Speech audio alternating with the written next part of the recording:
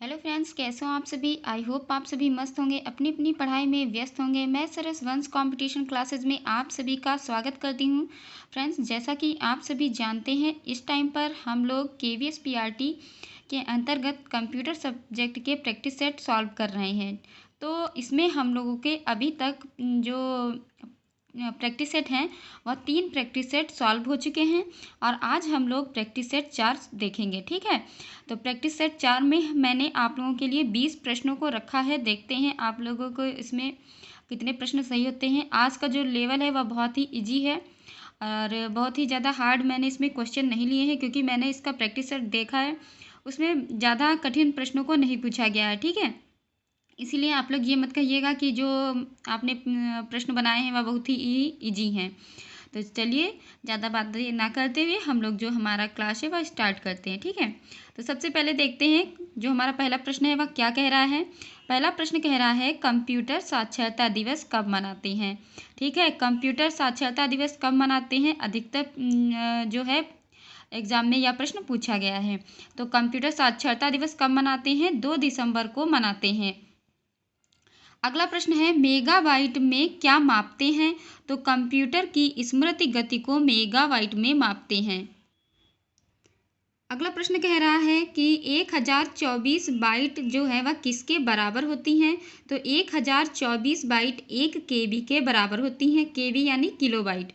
अगला प्रश्न कह रहा है, PC का क्या अर्थ है। तो जो PC है, PC का अर्थ है व्यक्तिगत कंप्यूटर, जिसे इंग्लिश में पर्सनल कंप्यूटर भी कहते हैं। अगला प्रश्न कह रहा है, सर्वाधिक शक्तिशाली कंप्यूटर है। तो कौन सा कंप्यूटर है जो सर्वाधिक शक्तिशाली कंप्यूटर है। सुपर कंप्यूटर जो है वह सर्वाधिक शक्तिशाली कंप्यूटर है। ठीक है, जो सुपर कंप्यूटर है वह सर्वाधिक शक्तिशाली कंप्यूटर है। अगला प्रश्न कह रहा है, भारत का पहला सुपर कंप्यूटर कौन था। यहाँ पर भारत की बात की गई है, तो जो भारत का पहला सुपर कंप्यूटर है वह कौन सा है, सिद्धार्थ। अगला प्रश्न है, कंप्यूटर का हिंदी नाम क्या है। तो कंप्यूटर को हिंदी में संगणक कहते हैं, यानी गणना करने वाला। ठीक है, क्या कहते हैं, संगणक। अगला प्रश्न कह रहा है, WWW के आविष्कारक तथा संस्थापक हैं। तो टिम वर्नर्स जो हैं, टिम वर्नर्स ली या WWW के आविष्कारक हैं। और इसका फुल फॉर्म क्या होगा, तो वर्ल्ड वाइड वेब WWW का फुल फॉर्म होगा। अगला प्रश्न है, इलेक्ट्रॉन कंप्यूटर का आविष्कार किसने किया। ठीक है, इलेक्ट्रॉन कंप्यूटर का आविष्कार किसने किया। तो एलन एम ट्यूरिंग ने इलेक्ट्रॉनिक कंप्यूटर का आविष्कार किया। क्या है, इलेक्ट्रॉनिक कंप्यूटर का आविष्कार किसने किया, एलन एम ट्यूरिंग ने किया। अगला प्रश्न कह रहा है, वह हार्डवेयर कौन सा है जिसे आम तौर पर कंप्यूटर का ब्रेन कहा जाता है। तो जो CPU है, CPU को कंप्यूटर का क्या कहते हैं, ब्रेन कहते हैं, और यह हार्डवेयर कहा जाता है। ठीक है, जो हार्डवेयर होते हैं उन्हें हम छू सकते हैं और जो सॉफ्टवेयर होते हैं उन्हें हम छू नहीं सकते हैं। तो CPU क्या है, यह भी पूछा जाता है। तो CPU एक हार्डवेयर है। ठीक है, इसकी फुल फॉर्म क्या होगी, सेंट्रल प्रोसेसिंग यूनिट। ठीक है, CPU की फुल फॉर्म होगी सेंट्रल प्रोसेसिंग यूनिट। अगला प्रश्न है, अनुपम क्या है। तो अनुपम एक सुपर कंप्यूटर है। अगला प्रश्न है, कंप्यूटर डेटा की सबसे छोटी इकाई कौन सी है। कंप्यूटर डेटा की सबसे छोटी इकाई बिट है।